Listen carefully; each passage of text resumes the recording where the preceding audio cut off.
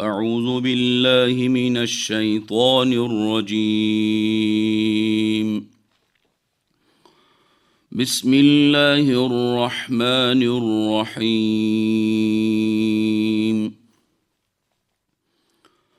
وذلكم ظنكم الذي ظننتم بربكم أرداكم فأصبحتم من الخاسرين فإن يصبروا فالنار مثوى لهم وَإِن يَسْتَعْتِبُوا فَمَا هُمْ مِنَ الْمُعْتَبِينَ وَقَيَّضْنَا لَهُمْ قُرَنَاءَ فَزَيَّنُوا لَهُم مَّا بَيْنَ أَيْدِيهِمْ وَمَا خَلْفَهُمْ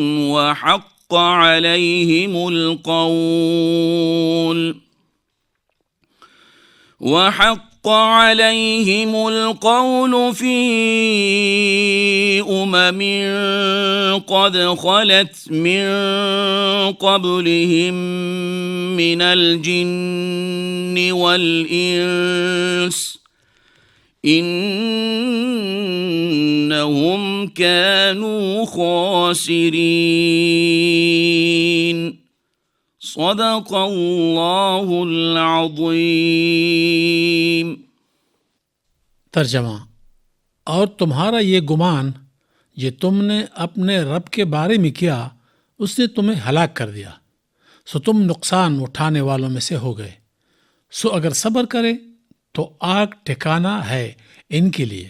اور اگر راضی کرنا چاہیں تو ان کی درخواست قبول نہیں کی جائے گی، اور ہم نے ان کے لیے ساتھیوں کو مسلط کر دیا، سو انہوں نے ان کے لیے ان چیزوں کو مزین کر دیا جو ان کے آگے اور پیچھے ہیں، اور ان پر بات ثابت ہو گئی، ان جماعتوں میں شامل ہو کر جو ان سے پہلے جنات میں سے اور انسانوں میں سے گزر چکی ہے، بے شک وہ خسارے والے ہیں۔ تفسیر: اور یہ تمہارا گمان کہ اللہ تعالیٰ تمہارے بہت سے اعمال کو نہیں جانتا، اس نے تمہیں ہلاک کر دیا، سو تم خسارے والے ہو گئے۔ تم نے جو یہ سمجھا کہ اللہ تعالیٰ کو ہمارے بہت سے اعمال کا علم نہیں ہے، اسی گمان کی وجہ سے اللہ تعالیٰ کی نافرمانی کرتے رہے۔ اور اگر اللہ تعالیٰ کو علم والا جانتے اور یہ یقین کرتے کہ وہ سب کچھ جانتا ہے تو خلوتوں اور جلوتوں میں اللہ تعالیٰ کی نافرمانی سے بچتے، اور اس نے جو اعضاء کی نعمتیں دی تھی ان کو نیکیوں میں استعمال کرتے کہ وہ سب کچھ جانتا ہے۔ تم نے اللہ تعالیٰ کے بارے میں غلط گمان کیا اور اعضاء کو بھی غلط استعمال کیا، آج یہاں خسارہ میں یعنی پوری ہلاکت میں پڑ گئے۔ سو یہ لوگ جو دوزخ میں داخل کرنے کے لیے جمع کر دیے گئے ہیں، ان کو دوزخ میں داخل ہونا ہی ہے اور انہیں اس میں رہنا ہی ہے اور ہمیشہ رہنا ہے، صبر کریں یا نہ کریں، دوزخ ہی ان کا ٹھکانہ ہے۔ سمجھے کہ دنیا میں تکلیف پر صبر کر لیتے تھے تو بعد میں اچھی حالت آ جاتی تھی، وہاں صبر کرنا کوئی کام نہیں دے گا۔ اگر وہ یہ چاہیں کہ اللہ تعالیٰ کو راضی کر لیں اور اس کے لیے درخواست کریں تو ان کی یہ درخواست منظور نہیں کی جائے گی۔ راضی کرنے کا موقع موت سے پہلے تھا، ایمان لاتے، اعمال صالحہ کرتے، نافرمانیوں سے بچتے تو آج عذاب کا منہ نہ دیکھنا پڑتا۔ اور ہم نے ان کے اوپر ساتھی مسلط کر دیے جو انسانوں میں سے بھی ہیں اور جنات میں سے بھی، اور ان کے ساتھ لگے رہتے ہیں، اور ان ساتھیوں نے ان کے گناہوں کو اچھا کر کے دکھایا، لذتوں پر ابھارا، شہوتوں میں پڑنے کی ترغیب دی، اور انہیں یہ بھی سمجھایا کہ جو مزے اڑا سکتے ہو اڑا لو،